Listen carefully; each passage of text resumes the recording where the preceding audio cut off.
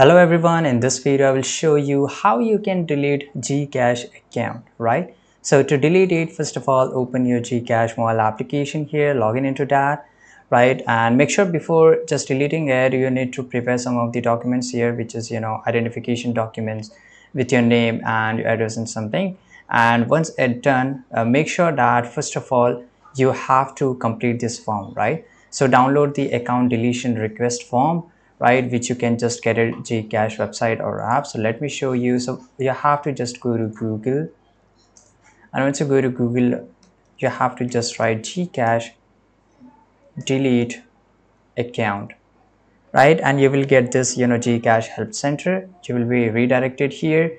Now you have to follow the same prompt. For example, it says that follow the steps to update your mobile number, but you have to not go with here.